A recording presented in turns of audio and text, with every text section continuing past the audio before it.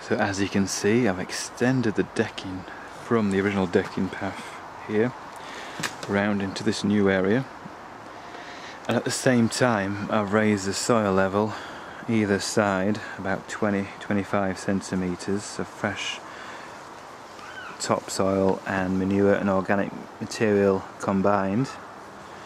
And to do that I've had to put a little surround around this eucalyptus, which was planted a bit deeper to stop the soil getting around the trunk there.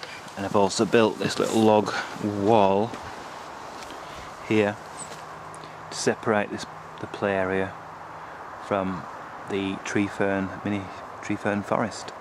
So let's have a look at the tree ferns that we're going to plant.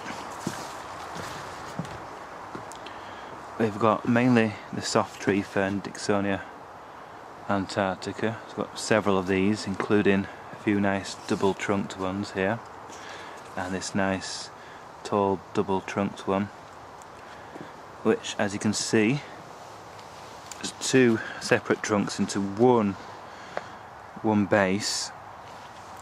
Basically these are harvested or cleared from Australia, and you get these official tags on as well, which are showing it's been done from a reputable company from Victoria and the state of Victoria in Australia.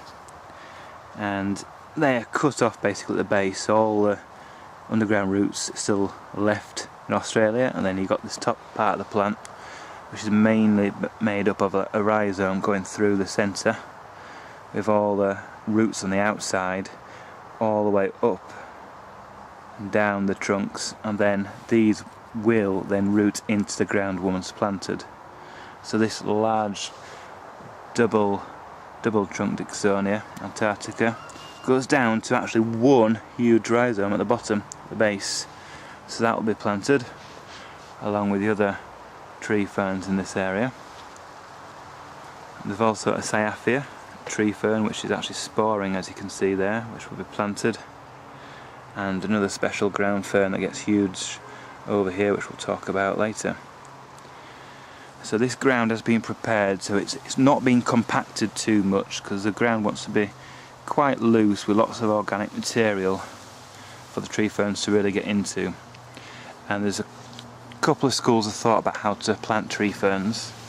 One is that you've paid a lot of money for your tree fern trunk, so if you just place it on the surface, you get the maximum height, but you don't have much support for the plant, so it'll need staking, and also there's not much surface area underground for the roots to really establish the plant, but you maintain all the height that you've bought. The other school of thought is you plant it deep enough to be stable in the ground without staking, so you've got a lot of area underground in contact with the moist soil, so that it can establish quickly and root and support itself. Or you can do what I'm going to do, which is get it reasonably stable, but not burying it too deep, because I don't want to lose much of the height, and then stake it. And this is really important, especially for the bendy one that I've got, which will be at an angle, so it will need staking. So we'll do that now. So now I've planted all the tree ferns and ground ferns in this area, so I'll walk you through it.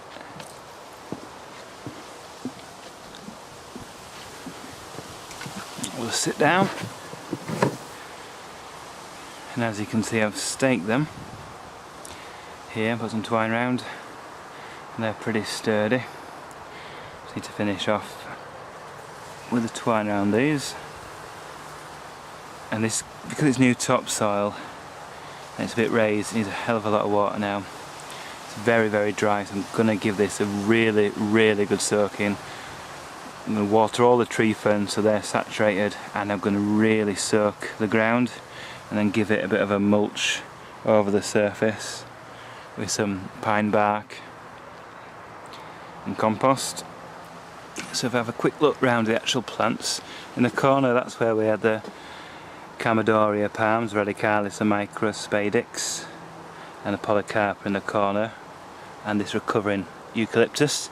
But anyway, the tree ferns, I've got this nice cyathea here, which is actually sporing. If you look under, it's this frond here, all the spores there.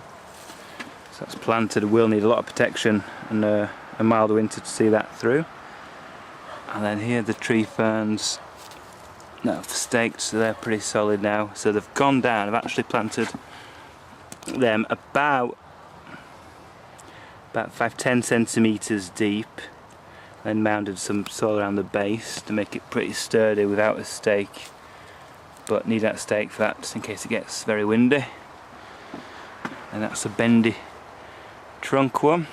And these stakes will stay in probably till next summer, so a year, and they can be removed because they don't look too good at the moment with the stakes around them. And they've only really fronded in the last few weeks and months, these, so with lots of water and lots of care over the next couple of years they'll produce huge fronds and cover this area. And I will add some more plants in this area, so there'll be some more ferns in spring, some hopefully 6-7 footers in here, and there'll be lots of spring flowering bulbs for a bit of interest. So the next thing to do is water, and that is my mini tree fern forest.